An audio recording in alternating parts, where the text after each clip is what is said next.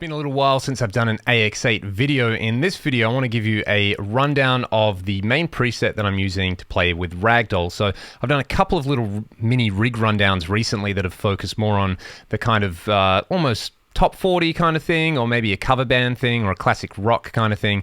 But this is my main bag for playing with my original band. The order of the day here is chunk mostly. So if you haven't listened to any of the Ragdoll stuff, it's all available to stream online. Go and have a listen to it to get a feel for what I'm talking about. But essentially, I need a really tight high gain sound. In this case, I'm using the Uberschall model, which I've also been using a lot on the AX8 to record the new Ragdoll album. So I'm really digging that amp. So I figured I would port it over to the AX8 for my live stuff. And then I need a rhythmic delay with less gain. I need a rotary speaker sound for a few parts in one song. And then I need a lead scene, which basically has even more gain, delay, and a bit of a solo boost. So I'm playing my STR LJ1, and we're actually doing a gig on the weekend opening up for Living Colour, who were one of my favorite bands ever. Vivid was one of the first rock albums I ever had, and listening to Vernon Reid play guitar really made me want to play guitar, so super privileged to be doing that gig. I'm pretty excited about it, and this is pretty much the gear I'm going to use to do it direct to front of house. So let's get into the amp settings basically. I'll show you the four scenes and what they sound like. You can see here on the main amp block, I've just basically tweaked the EQ to where I like it, and I haven't done too much else to any of the advanced settings. In fact, I haven't touched the advanced settings here. So all I'm doing is pre-boosting the amp block with a Tube Screamer style drive with the tone and level right up and the drive down. I'm using this IR that I made. I've shared this one on AX8. You can go and get it. You can see the low cut and the high cut. And then I'm using a parametric EQ block because we're using in-ears and because this is going to be a loud gig. I've been quite generous with the high and low cut. You can see the high cut's at 6,500 hertz, the low cut's at 120 hertz. This is going to take out any extreme boominess or any extreme like fizzy sort of, ear attack frequencies. And then I'm also doing a little bit of like a studio style EQ where I'm using a really high Q and I'm pulling out around 3,300 and 5,500 hertz. For this particular cab and mic setup, that's what I would normally do in the studio. I find it just basically takes out any really harsh frequencies from the IR. I've done a video about how to do that kind of EQ and find those harsh frequencies, so you can go and track that one down and see what I'm going on about. But that is the basic tone. This is scene one. This is my main rhythm scene. As I said, the order of the day is chunk.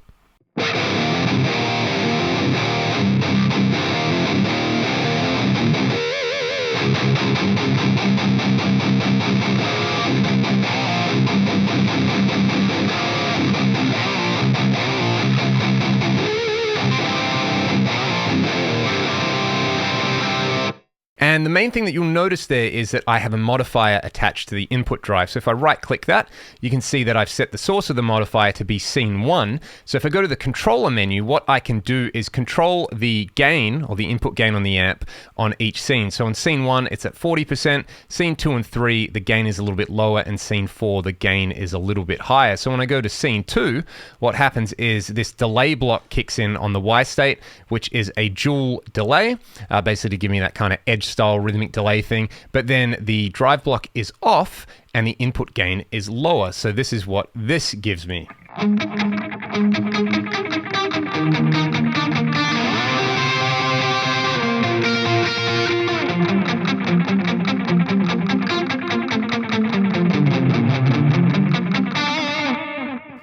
So just a kind of classic rhythmic style delay. Scene 3 is the same thing with a rotary block.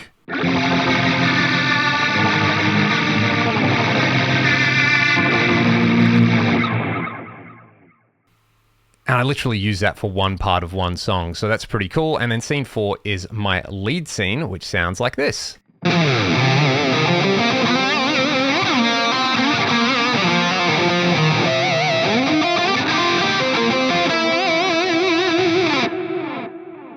And what is happening there, you can see the scene controller controlling the input drive has gone up. I have got this stereo Bucket-Brigade delay. Even though I'm playing in mono and I'll be playing in mono at the gig, I basically find that this mode, because I can set the ratio between the two delays to be slightly like off, it gives me a wider delay sound. I love the sound of the stereo BBD.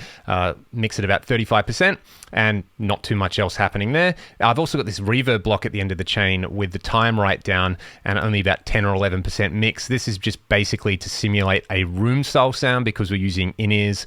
I'll give you an example of what this sounds like on the main rhythm scene. If I turn it off, it's just very direct without it.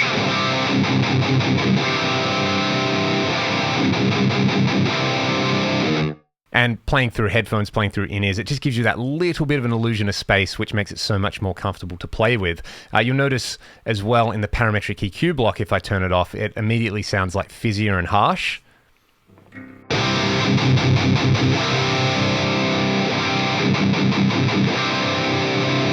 Which at low volumes just makes it sound really dull, but because this gig coming up is going to be really, really loud, it's a big room, it's a big PA, I don't want too much of that stuff in there.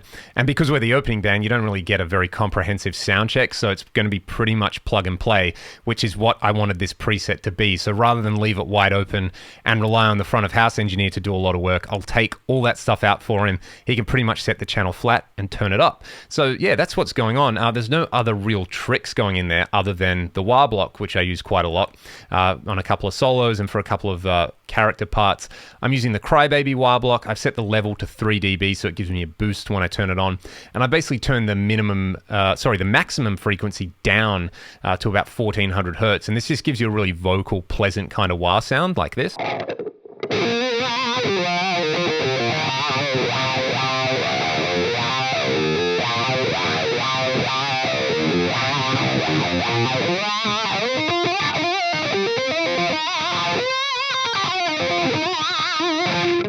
So there's that one. On scene 4 as well, I should mention, this parametric EQ block that I'm engaging as a boost, it's giving me about 2 dB. I play in a 3-piece, so I don't need a huge boost, but I'm also boosting, where am I boosting? 2K by 1 dB, and I'm also just adding a little bit of low cut. This low cut actually doesn't matter in this preset because I've got the low cut at about 120 hertz here. So that's a bit redundant. This is just an EQ preset that I use and chuck into all my patches. So don't pay attention to that because it's not actually doing anything else. But the main thing there is, like I said, we've got these volume dependent things that happen when we're playing, you know, mic'd cabs really, really loud. So that's why I'm going hard with the cuts on everything. If I was recording, I would leave this wide open just to give me the option of having that stuff there. But for playing live, 120, 6500 seems to do the trick pretty well. And then on the lead scene, I'm using my workhorse style settings. It's an FET boost with a germanium clipping type. I've changed the low cut and the high cut, added a bit of mid, level on 10, drive at about 3. This is what it sounds like without it.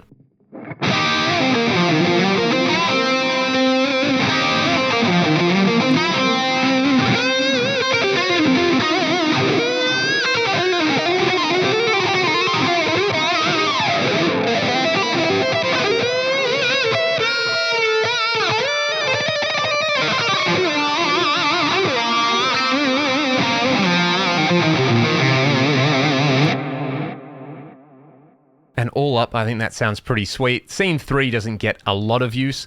Scene 1 and Scene 2 I use for most of my rhythm parts, you know, the sort of cleaner stuff.